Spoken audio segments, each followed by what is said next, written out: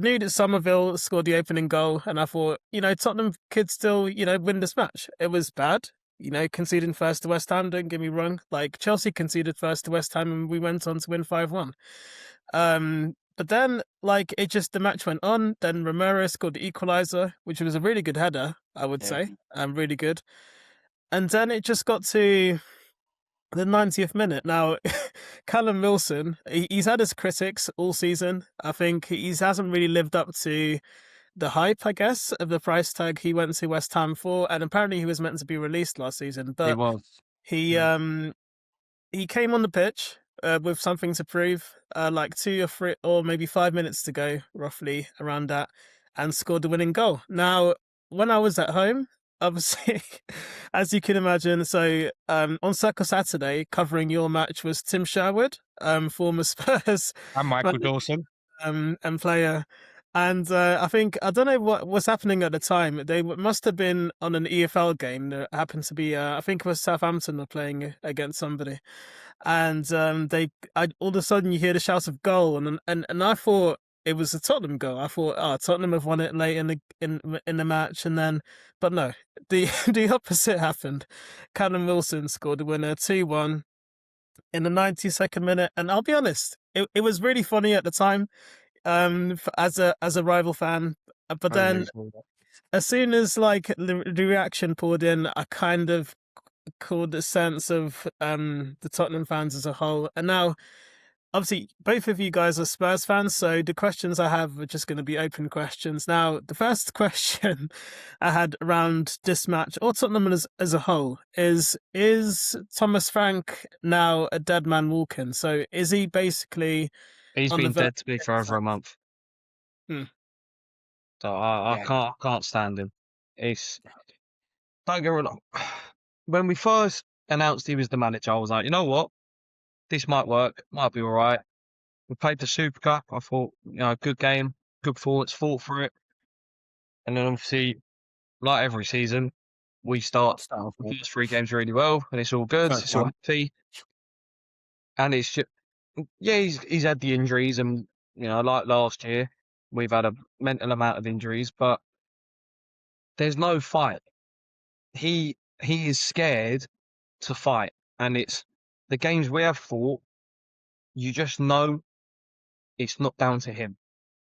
Seeing reports that at half time the players are the ones doing the talking, not him, and it's even at the West Ham game on the weekend, that Romero screaming at him for like 10 minutes make a change, and Frank's just standing there, and you're just there like, how have you lost it this bad? You've been at your job 7 months, and I know all them players had a lot of love for Ange and all that, but they're mature enough to be like, right, we're going to play for you.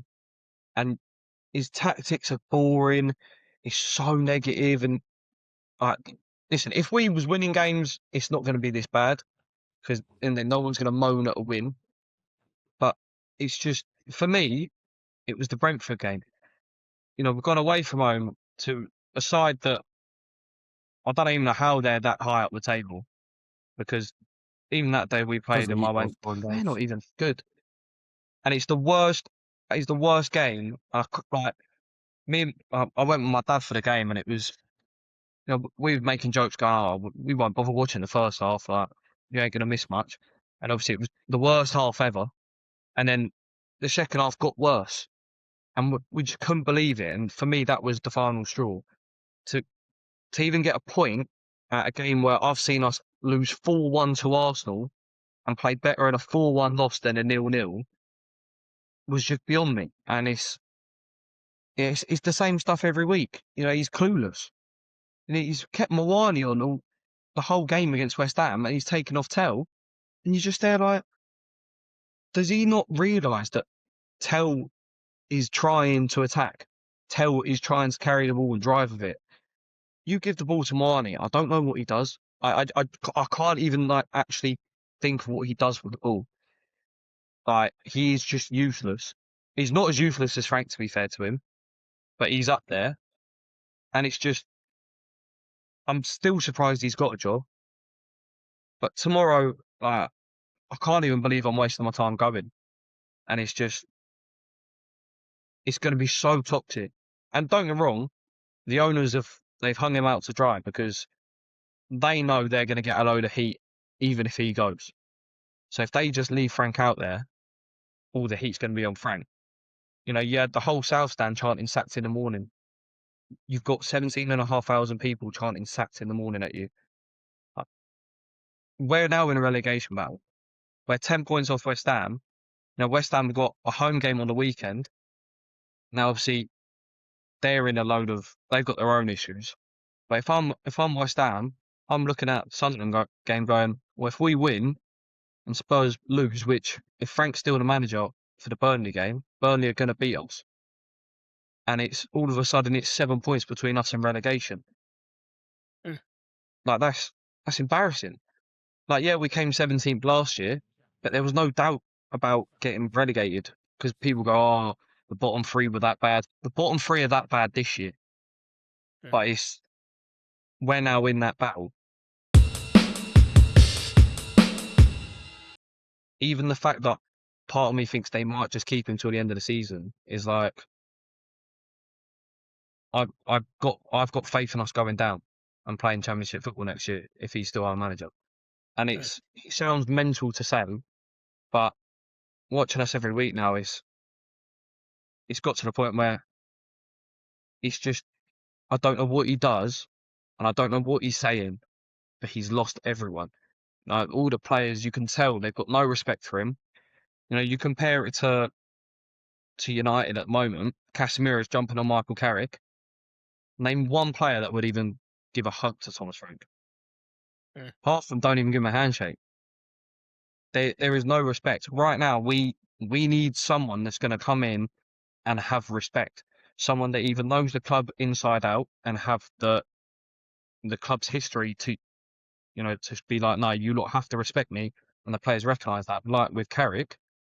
Now, Carrick hasn't managed any top sides, but he's got the history with United. The players understand that. They go, yes, we respect you. But Thomas Frank is a nobody. He's managed Brentford, and he's done a good job with Brentford, but those players aren't going to respect him. He's got I don't even know if apart from the Championship trophies, by getting promoted. Now, those players just come off European success. And now they've got a manager that's, I don't even know if I don't think he managed in a European competition before he came to us. Now, half our players got more European experience than our own manager. Like, it's very worrying. And it's all kind of just, listen, it's all making sense now, but we probably should have given Ange till Christmas. I understand why they didn't, but now we're in a situation of, it's bad now. Well, no, it's arguably it's worse now, but if he stays much longer, we will hit rock bottom. And Tom, what's your thoughts on Thomas Frank? I mean, I had high aspirations for him when he came into the job. Like, I've really thought when we lost Ange, and you know what, like, as Reece said, understood why he was gone, but at the same time, I feel like once he won that Europa League, he could have, and I think after the whole parade thing, and he had that speech, I really thought, yeah, we're going to keep him. Just give him one more window, give him an opportunity to see what he can do with some new players. But then we brought in Thomas Frank, and I knew he didn't have the elite level managing. He didn't have the European competition. I thought that's where we'd struggle. I thought Premier League, he'd bring us back some stability. He'd bring us into, back into that top 8 where we should be. I'm not saying we're the biggest club in the world or that we're a massive club, but we should be a top 8 side, at least now, at least with the rest of the competition. And complete opposite has happened. I've now, as every Spurs manager, as Reece said, comes in first month, gets probably manager of the month, does amazing, and then we lose that one game, and it all just goes to rock bottom. That game against Bournemouth, we lost at home, and that was just the start of the home losses. Then he kept winning away and losing at home, winning away, losing at home, and it was causing a bit of issues. And then just certain things as the months have got progressing. Van der Ven and Spence not shaking his hand when they lost that game, walking off the pitch. And at that time, we were like, that's not mature from the players, not mature. But now it's all starting to make sense. He lost the dressing room months and months ago. You've seen it, and it's just getting worse and worse and worse. And like, if you actually watch the West Ham game, the first half, we were terrible. We could have been 3-0 down. 3-0. Easy. We were horrific. It was just lucky that West Ham aren't a top team. Like, they were decent, but they're not a top team. And don't have the top players that can really punish us, like, apart from Bowen, don't have those sort of players. But the second half, we came out better. We was better. I don't know if Frank done that. I can't imagine it was Frank, because I heard in one of the other games that in the second half, the players came out and just did their own thing and we played better. I heard that. I actually generally heard that was a thing that happened. So that was the Villa game, wasn't it? Yeah, Villa game. We came out second half and apparently we didn't. They just ran out. The players couldn't be asked with what Frank was saying. Just came out, did their own thing, and we played better. And it was a mess because no one had a tactic. It was more just like, just use our players' abilities and use them at their best. They can. And I've now watched Frank for months and months, and I just watched, like, I know they say there's injuries, and don't get me wrong, he hasn't had Maddison or Solanke or Kulusevski, those players that really could help us right now. He hasn't had them, but I watched Ange, and don't get me wrong, the problem was his football's too positive.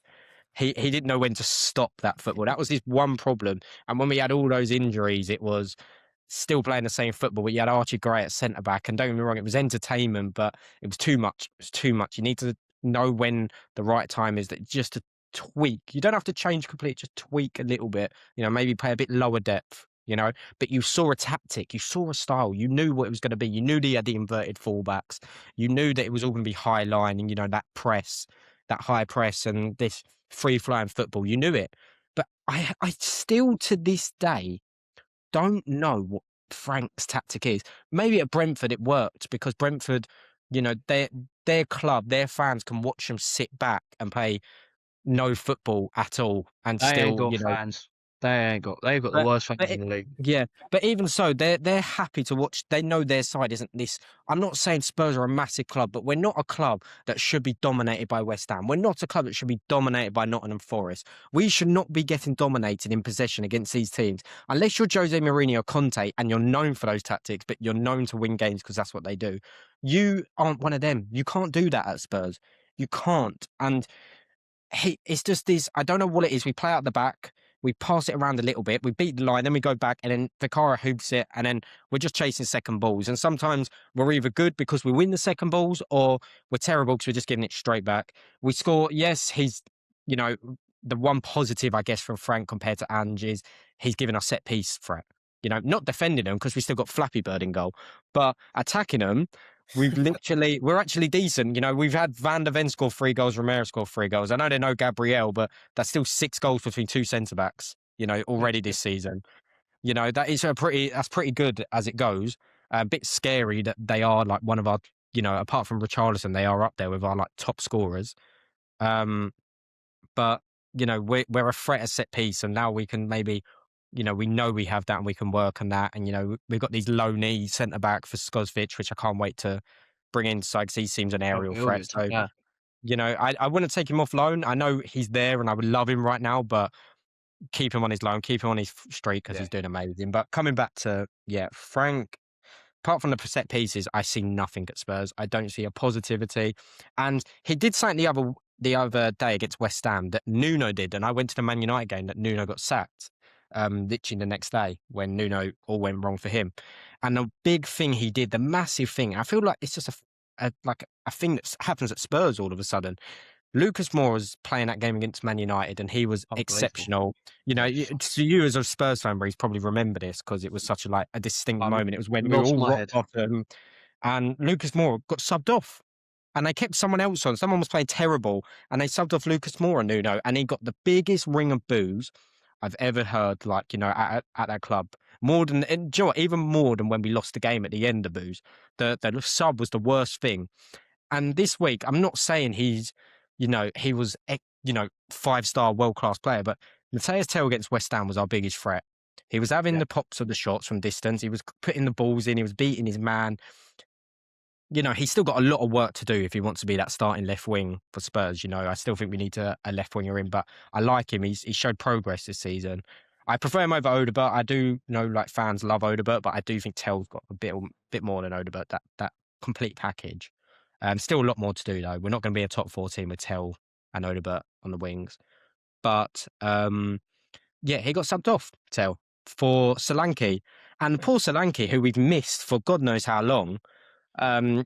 It sounds like we're booing him for coming on the pitch. The boos rang on for that long. Solanke's ran on the pitch, ran into play, and the boos are still going.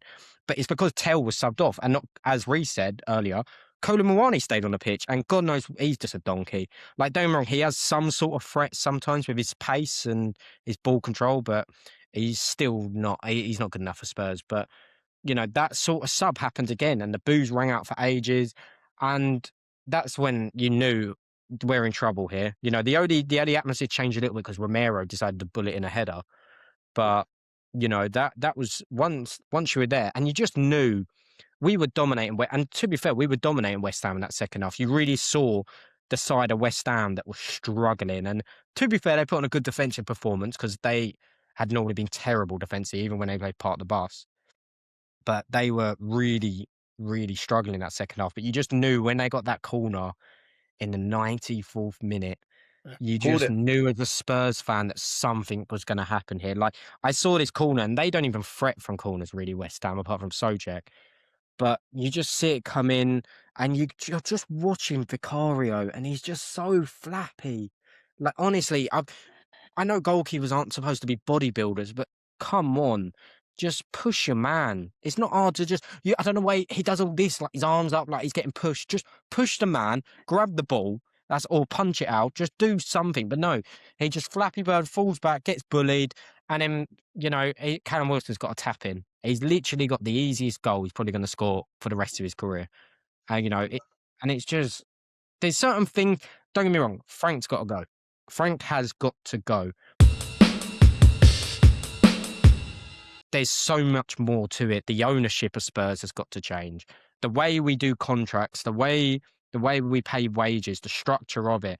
And don't get me wrong, we used to always say it's Levy, but I agree with my dad now. My dad said Levy was just the second-hand man. Joe Lewis is the owner of Spurs. He is the owner that he pumps the money into Spurs. Yes, Daniel Levy had some money and had some ownership over Spurs, but it was Joe Louis' money. Okay, he's the owner of Spurs. Daniel Levy just is like the structure underneath him. And Daniel Levy, fair play to him, took Spurs to a great place. Couldn't take him any further though, but took Spurs to a great place. But when Levy's done, Joe Louis should be going. He's 90 odd years old. He's 89 years old. All he's got to do is, I think his daughter's taken over the club, like up there, and she has no clue what she's doing. Like, she's probably a smart girl, but she's not a football owner. She's not a football business owner. Just sell the club. You've done amazing with it. You bought it for like something 100 million. You can sell it for 4 billion, 3 billion, something like that. You don't need any more money. You've got he owns other things as well. Like, just sell it to an American, sell it to Saudi Arabia. Like, just sell it to someone and let us fans live a little bit more. We're getting overtaken by other clubs because, like Newcastle, etc., because they're being bought by bigger owners. We're never going to go any further with these owners, like to where we want to be. We're never going to go any further as a club, definitely right now with Frank in this present time. We need new players. We need, some of the players have to take fault as well. It doesn't matter how, bad we've been and how structured and bad their team is. We've still got good enough players to cause problems. Some of these players got to look up themselves. A Xavi Simons, I know he's come in and he's young and it's his first season, but Wirtz is starting to kick on now at Liverpool, and they're not even playing good, but he's scoring goals because he's young and he's making stuff happen. Simons has got to start making stuff happen. I know he's got the price tag. I know it's a different physicality of the league, but you've seen he's got quality. He's got to start performing. You can see Romero and Van der Ven are really trying to put in a shift. Romero especially, I think he's got to be careful. He's starting to get aggressive again. I know he's getting frustrated, but another red card or another sin bin, and he's caused us more problems. I do think there's certain players that should be playing, like Paulinho. I know we love Archie Gray, but Paulinho should be starting. Don't know why he's not starting. He scored us 3 goals. He's injured at the moment. Oh, he's injured, but still, he should be one of the starters when he is on the pitch. I don't know why we hadn't been starting him. Um, I know Spurs fans love Archie Gray and Burval. They're still too young.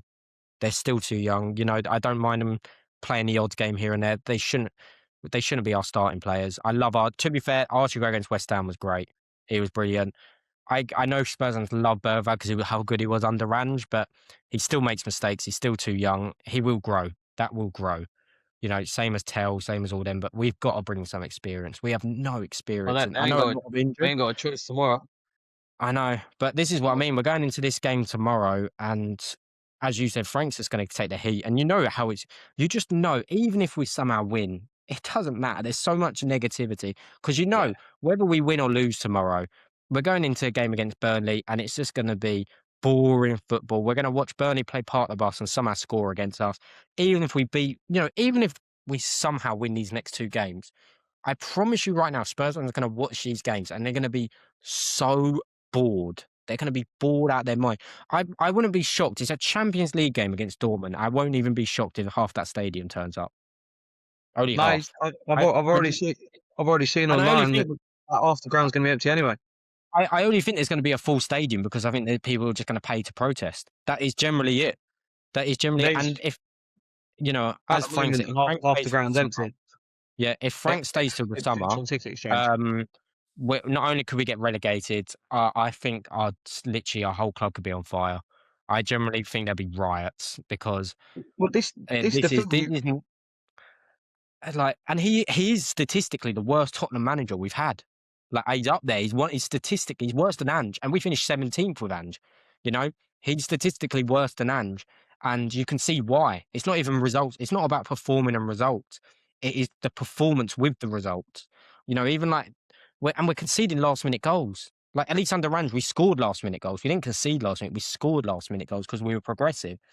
Under Frank, we're just not doing that. And I hate, we're 1-0 against West Ham. He's sitting on the bench, talking to his mates like that. And he's like, no, you're the manager. Do you know what? I might hate him, but Arteta, he's always on that touchline. He gets so many yellow cards because he goes too far, but it's because he's passionate. He's screaming at the players to the final minute. He don't care if they're 6-0 up.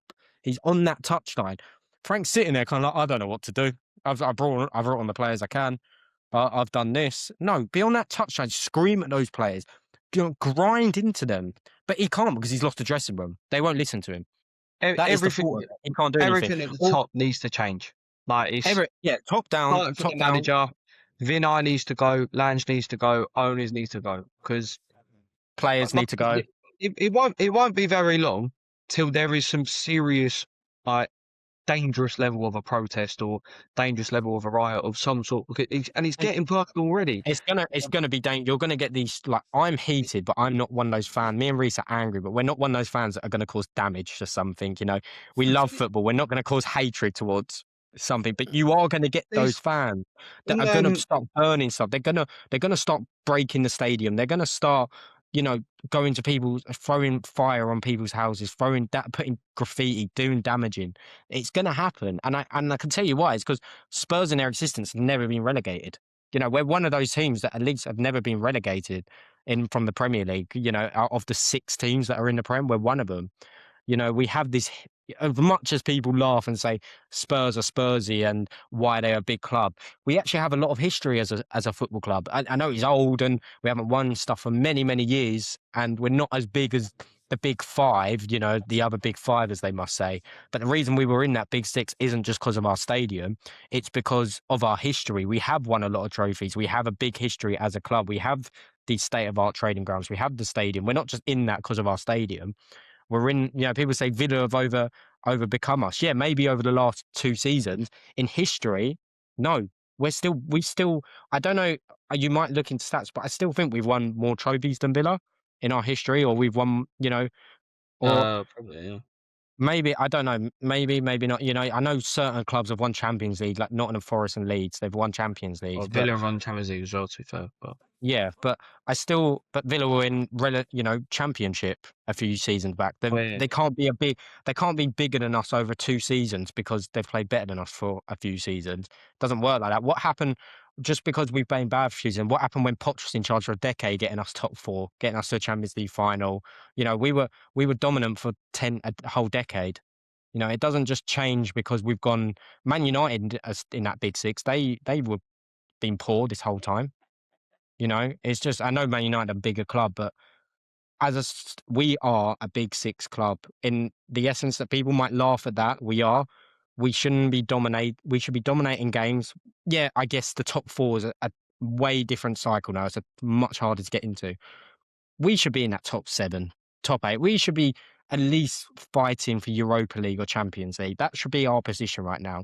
The fact that we're even struggling to play against these lower league clubs. If we had a great performance and we performed well, we were unlucky. We lost 1-0 because we just couldn't find the back of net, which happens in games. You can't find a back of net and some team somehow scores against you. It just happens. It didn't happen when we lost to Sheffield United under Ange and we managed to find those 2 last-minute goals. You know, we dominated them for a whole game and they managed to pocket 1 goal.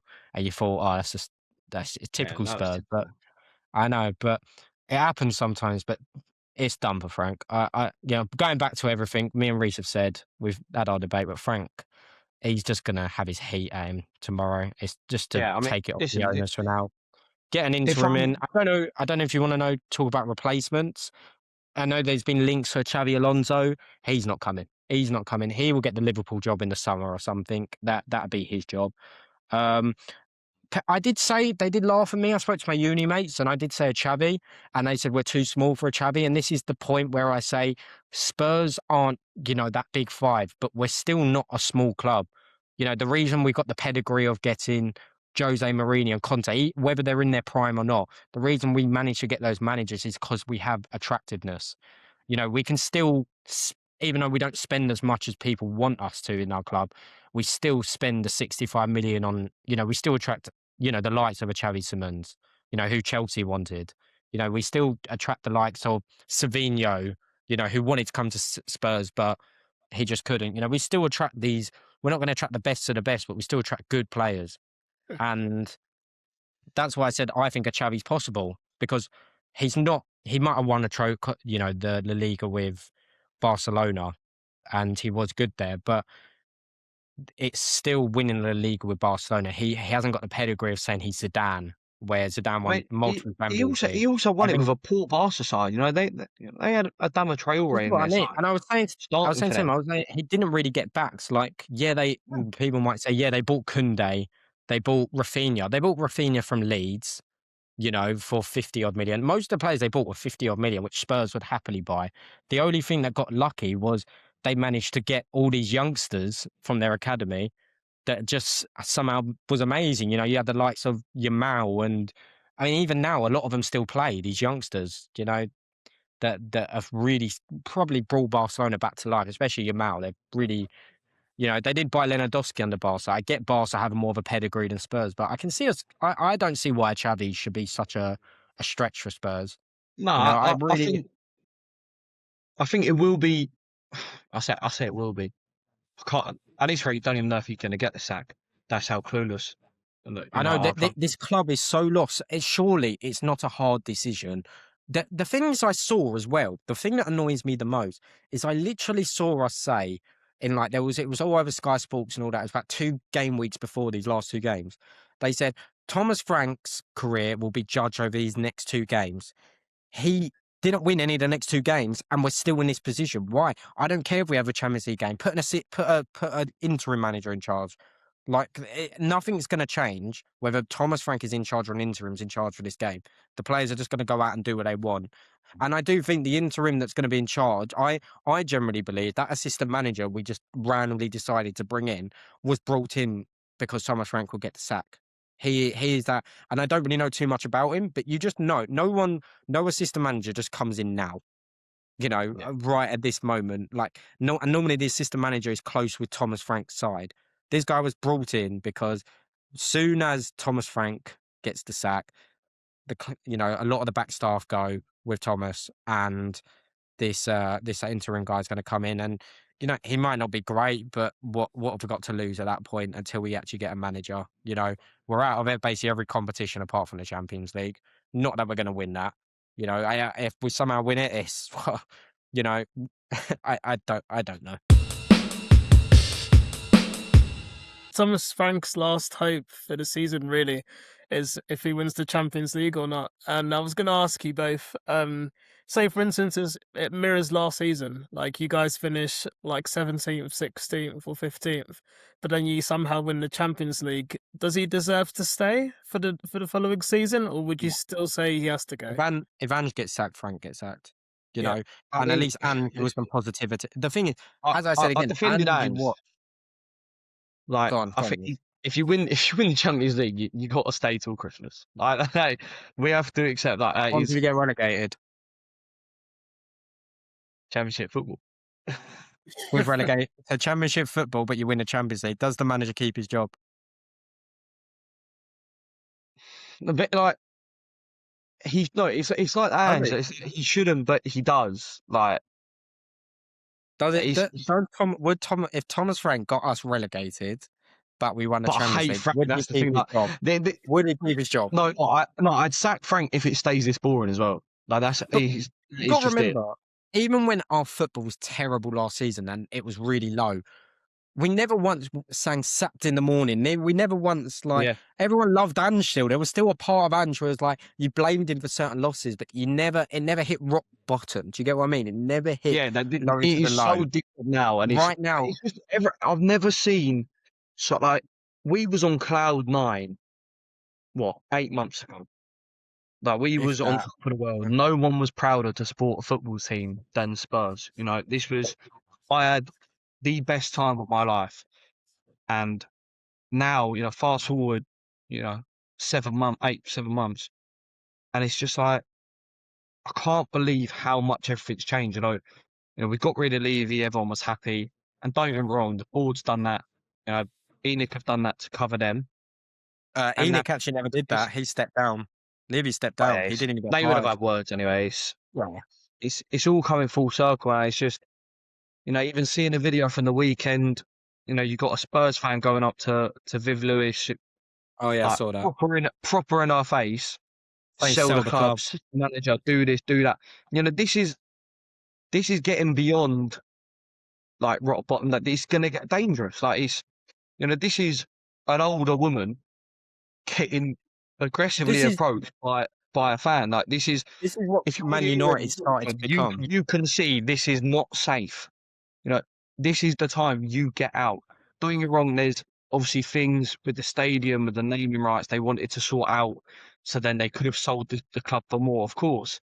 And some people, I don't know how all the ownership works, but some owners might be like, well, I don't want to buy a club because I've still got to deal with that X, Y, Z, which is fair enough. But if I'm Enoch now, I'm desperate to get out because it's gonna get bad. And if what they are doing, they're hanging Frank out there to die for them. They are leaving him, literally leaving him on a stick for just for fans.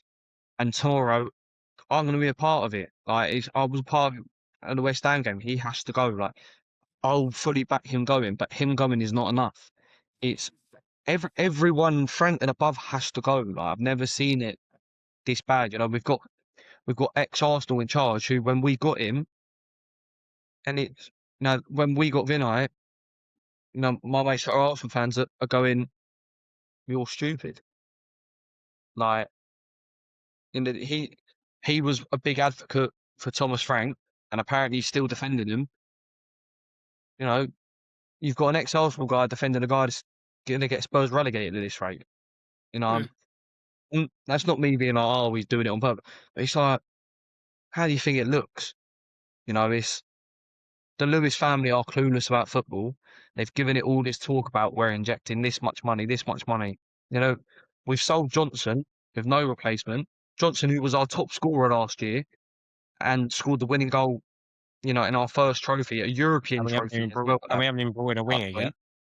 We haven't brought in. We don't bring anyone in. And then on the day after we sell him, we draw 0-0, where a ball goes across the box and there's no one there to tap it in. Who would have been there? Johnson again. And it's Kudus gets injured against Sunderland. We've got no one. There is, we are on the bare bones. Tomorrow, we've got 11 senior players, outfield team. No, I think we've got 11 outfield senior players because one of them's going to be on the bench. Yep. And it's just like we've got 3 midfielders, 3 senior midfielders, and one's 19. No, sorry, they're both 18 or 19. You know, our midfield 3 tomorrow is probably the youngest we've had it in years. And when we make subs to that midfield, it's only getting younger. It's embarrassing. Like, you can't look at a football team and go, like, this is good, because we are in desperate need. Like, a ridiculous amount of desperate need. Yeah, everything behind the scenes needs to change. The medical staff, yet again, it's just a knock has become a nearly year-long injury potentially for Kulusevski. Yeah, Madison's out. The Madison injury is nothing to do with our medical team. It was a freak accident. But it's just all added up. And, you know, Solanke's been put back in the squad for tomorrow, which I love Solanke. But how can you replace Tel for Solanke when in 2 games Solanke's played 40 minutes after a long-term injury? And who he has to play 90 minutes tomorrow. If he doesn't play 90 minutes tomorrow, then we're playing a young. Who's our left winger? Who is our left winger in that game? It's going to be one of the kids. No, or he's going to play Kolo Muani on the left. I was saying if he doesn't start Solanke. No, he's going to start Solanke. He's going to play Kolo on the left. Then there's no rotation. Then it's just like it's a complete mess. One of our best players. Tells him one of our best players in the last few games, like actually some inspiration. It was like Bergvall last season and Kula. There was just some inspiration in this squad. And it's just like, what's he done to deserve this? What has No wonder. And he wants to leave on loan, and I don't blame him. You know, until this Frank, the thing, you know, it's just embarrassing. I don't care. You know, even last season when we were struggling, Tells one of the few players that every game, especially away from home, goes over to the away fans going, nah, even at 19 years old, he's going, and he was a lone player at the time, going, now we have to stick together. We're going to fight through this together, do this, and that.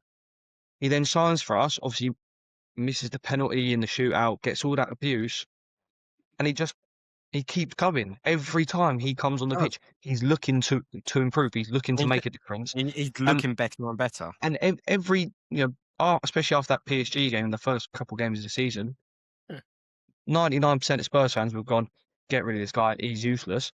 You know, fast forward 6 months, everyone's going, he's our best player at the moment. Like, he has to play. Everyone's calling for him to play. I mean, now we're fuming he's taken out the squad. They're not either fuming they're taking out the squad. They're fuming that he's been subbed off the other day. He has been on that inspiration. And Frank is just, I don't know what this boy's done, because he has been our best player. And I don't see, I even as a manager, I don't care what your tactics are. What do you actually generally see that this boy, this 19-year-old, he's young. I mean, he's younger than us, you know. What has he actually done to not be allowed? I thought in football, whatever your ability is, whatever you leave out on the pitch, you know, is how you earn your position. And he put his effort out on a pitch. Yeah, he's not maybe delivering numbers that we could do, but neither is anyone, you know. But against West Ham, he's putting in performance. He's looking forward. He's putting in balls. You know, he's causing a bit of threat. Like, he looks like our like outlook on that side. He's the person. You know, when Kudus was there, we we're just looking at him. But we've never once this season I've seen problems on our, you know, a threat on our left hand side. Suddenly we have threat on our left hand side. If Kudus came back, we had threat on both sides. You know, a bit of more problems. But now we don't. Now we're going into a game where Odobert will probably play on the right.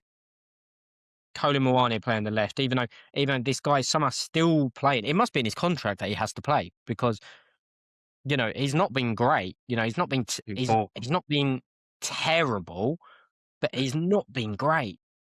You know, like, and I just don't get it anymore. And we're missing most of our players to injuries, and I don't care one Spurs player in that game tomorrow, whether we win or lose, whether we lose.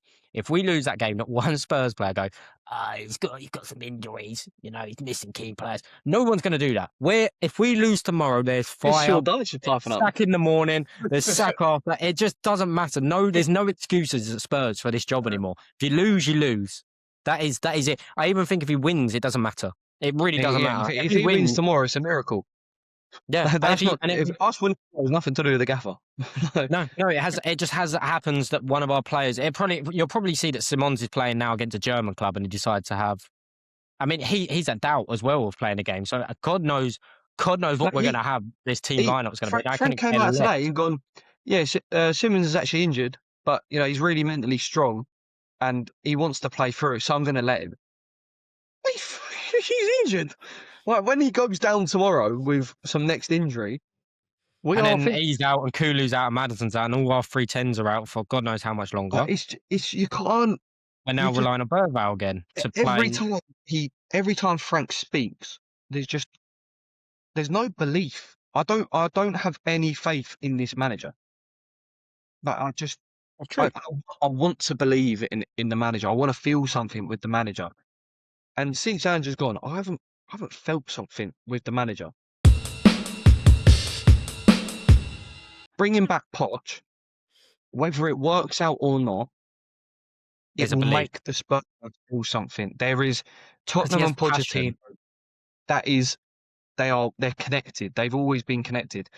Like, even if they brought back Ange understood Tottenham. He cared about Tottenham. He was the only person defending Tottenham. He'd say in press conferences, he'd call out journalists and say, well, no one wants to see us succeed. You are all dying. You guys feed off the fact that we failed. Old Spursy tag, it comes from you lot. We want to shed that off, and we did that. He went to Forest, and he was still defending Spurs. He understood the club's history. He'd always talk about Bill Nick, just everything. I haven't seen a manager talk about Spurs like that since Pochettino. And even as soon as Poch got sacked, he goes, "No, I love Tottenham. One day I'm going to come back and I'm going to win something." That's a feeling. And I believe, and it was bad. We believe that. We generally, he's been bad managing. I actually thought he was a decent manager when he came to Chelsea and did you guys. I thought it was the sacking. I know it had something to do with him not getting his own, his ways and, the way that club's run. And fair play to him, like when you're a manager and you're more of a coach than you are getting to choose the players you want, getting to manage the club how you want to. I see where he went. And I'm sure you would have been happy with him staying. I'm sure you weren't Pochettino out when he went. No, not at all. I mean, because I think with Pochettino at Chelsea, sorry to interrupt you. With Pochettino at Chelsea, I think the final straw was the 5-0 against Arsenal at the Emirates. And then also, like you said, I mean, similar to what happened to Maresca this season, when we're hearing rumours about the board basically telling the manager the lineups he has to pick and also the substitutions he has to use for the match. And you're thinking maybe did that actually happen before Maresca with Pochettino as well? We'll never know. Well, it did. That was the talk about that. Aside from that, when he was at Chelsea, he done really well. He got Palmer playing his best ever season for Chelsea, and also he got us back into European football. I think we finished. Because you had a season before that you finished like 14th or 13th, something like that, and then he got you fifth. I think he got you fifth or something.